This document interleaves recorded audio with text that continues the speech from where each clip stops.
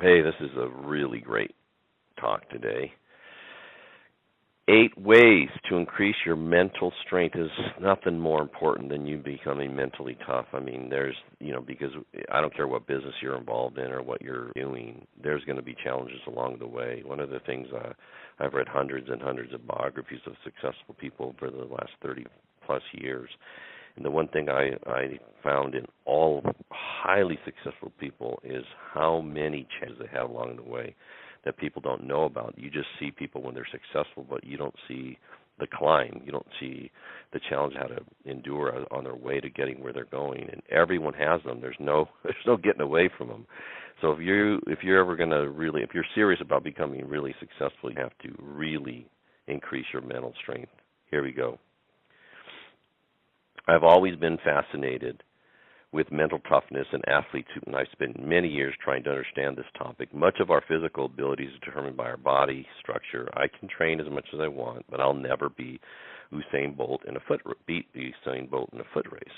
Mental toughness, on the other hand, is something that can be learned and cultivated. It can be forged through practice and struggle. Naturally, some people are born with a higher level of mental toughness than others, but on the whole, it's one can cultivate to a relatively high level.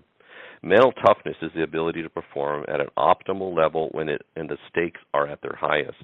We're closing a huge sale or fighting back from the brink of defeat. Mental toughness means we don't allow the situation to overwhelm us emotionally. One of the most respected NFL coaches, Bill Belichick, defines mental toughness as doing what's right for the team regardless of how you be feeling at the time. And I've talked about this a lot in talks I've done. I says, I think one of the reasons I've had a lot of success in business is because I always did what I needed to do, not what I wanted to do. Most of the things that I had to do to get where I'm at made me really uncomfortable, like processing phone calls, field training people, putting on speaking. I mean, there's so many things along the way that made me very uncomfortable. But I decided I was more interested in being successful than being comfortable. And I think most people are more interested in being comfortable than successful. So whenever they have a little challenge, they see it as a sign to quit, give up, go back to what's familiar. And I think that's where people make the mistake. You need to keep moving through it. In other words, mental toughness is about sacrifice, doing something that's difficult, pushing past your threshold, playing injured or playing a role you might not be comfortable playing. It's about putting the team first. But talking about mental toughness is easy. For every athlete that's mentally tough, there are probably 10 athletes that aren't. So how do you improve your mental toughness? Control your mind or it will control you. There's no question that that's a major key. Most people just simply can't control their thinking. And so your thinking determines what you do, and what you do determines your results. If you can't control your thinking, you're not going to do the right things. Because you're just not. You're thinking negatively. You're thinking pessimistically. You're thinking having a can't-do attitude versus a can-do attitude. So that affects your behavior, and your behavior, of course, determines your results. Boil down to its most basic elements. Mental toughness comes down to two choices: to control your mind or to let your mind control you. So which have you been doing lately? When we don't control our minds, we accept whatever programming that has been inputted earlier. You see, most of us are current mental programming. We simply stumbled onto it, and now it's the way we deal with life's various challenges and situations. A lot of it is watching our parents or watching important people in our lives and watching how they react to challenges and what they do. And then we just assume that that's how you do it. And if that person isn't highly successful, you're getting the right kind of thinking, the right kind of behavior.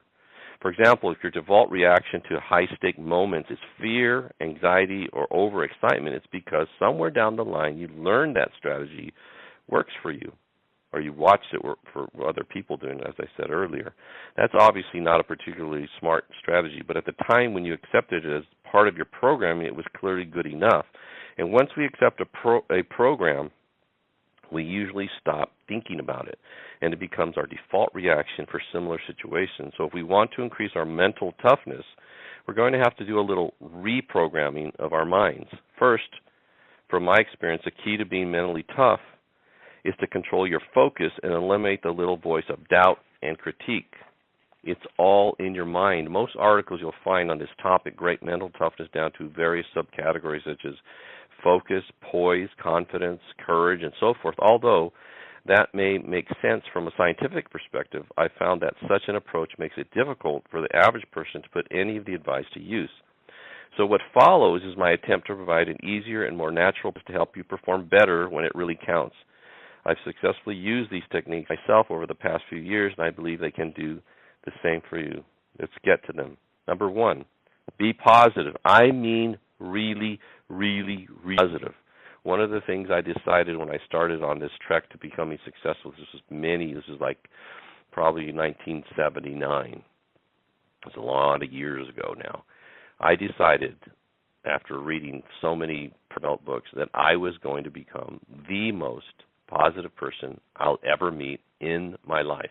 It was a decision. I made that decision, and I've kept to it. I tell you, it's been, not that I'm Pollyanna, or I think everything always works out, or that there's no challenges, but my reaction to everything was always going to be positive. I was always going to look for, the signing behind that cloud, for example. If something happened, I always look for what can I take from this and make it work for me, as opposed to, oh, me, poor, pitiful me, oh, bad things always happen to me, that kind of attitude. So it's easy to get down on yourself and let the inner critic run free when things aren't going well, but that isn't going to help you.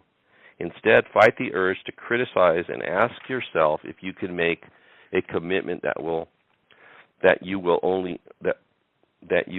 bring forth positive energy for the remainder of the match. I found that when you prioritize eliminating all negative thoughts, your focus automatically shifts to the positive ones.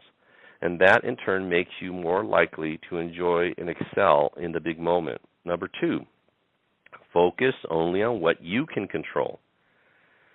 Yes, we play to win, but that's why we keep score. But thinking about the potential outcome just diverts your focus and fills your head with unimportant, distracting thoughts. The remedy is to be present in the moment and let nature take its course. Focus only on the things you actually control and your approach and your attitude. What happens after the next point or after the match doesn't matter. I found this approach helps me relax, focus, and play my best at the key moments. Number 3, keep your emotional level steady. Some of us get more easily up and down than others. The more up and down you get, the more likely you're going to get overexcited or overwhelmed by the situation, and that puts you in a bad spot to win the big points consistently. The key is to distance yourself from the game just enough so that you're not swept away with the emotions and the emotional tides. Don't only focus on not getting down. Also, make sure you don't get too high either, because that disrupts your focus. Also, visualize remaining calm and composed in even the biggest situations. Act like you've been in those situations 100 times, and eventually you'll feel like it too.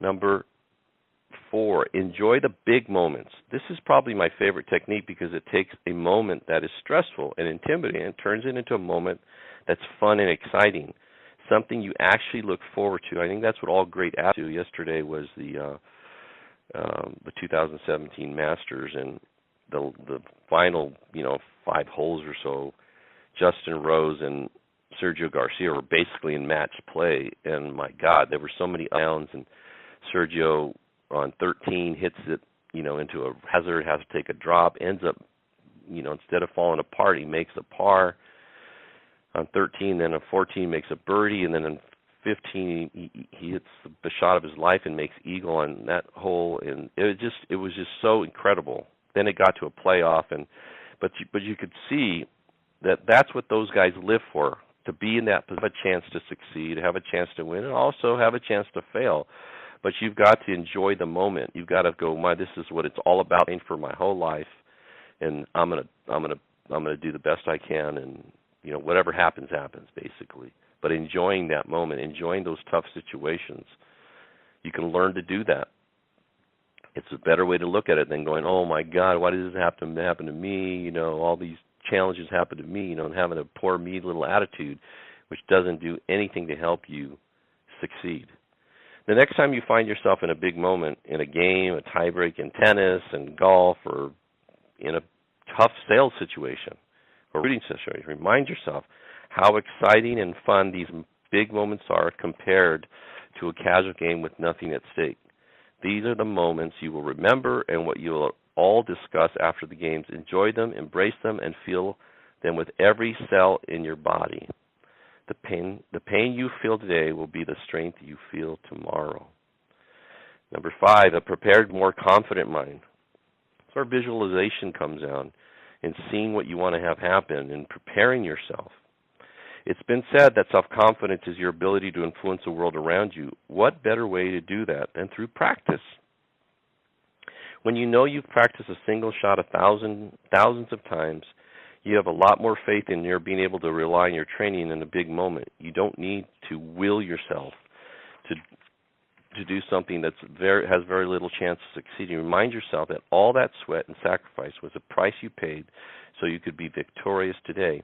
The same thing with, like when I'm in the sales business and recruiting business, so I practiced my presentation over and over and over. I would audio tape all the objections that come up on typical transactions, recruiting and transactions, videotape myself, and I would do that over and over so I could get to the point that when I got into that situation, I knew exactly what to do. I knew exactly how to respond to the objection. I knew exactly what to do every single time, and I didn't get nervous. I didn't get overwhelmed. I just stayed calm. I stayed poised because I put in such immense amounts of practicing what was going to happen to do it, that when it actually happened, it seemed actually kind of fun to me. And that's what you need to do. You need to prepare. You need not to just prepare. You need to over-prepare if you're going to succeed on a grand scale. Number 6, forget about how you might look. Sometimes we start thinking about how bad we might appear to others if we lose this point, or how embarrassing it would be to blow a big lead, or how embarrassing it would be to lose this sale or lose this recruit. But the moment you start thinking from the outside in, you lose your focus and your ability to stay calm and composed. Thinking from the outside in is toxic. You are not doing this to look good or win the admiration of onlookers. So put all thoughts about looking bad out of your mind and just focus on playing the game one point at a time, one shot at a time, one client at a time. Win or lose, do it your way. Number 7, have a short memory. This is also one of my favorites. It's so easy to get angry and criticize ourselves when we make a mistake. But all that usually does is turn one bad play into another. It kind of snowballs. All of a sudden, you're in a big funk. If the previous point or play didn't go your way, you need to forget it immediately and concentrate on the next one. Don't let one bad play, one bad appointment ruin the next one. Note and move on. Figure what you did wrong, figure what you need to do right next time, and then go do it. Number 8, don't expect perfect circumstances. They don't exist in reality, folks. There's no such thing as perfect.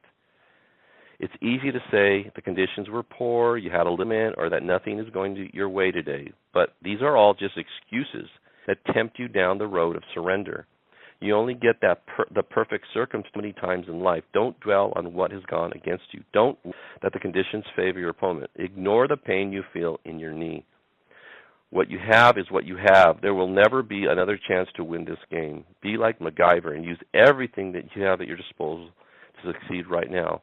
Mental toughness is really just about approaching the game from the right perspective.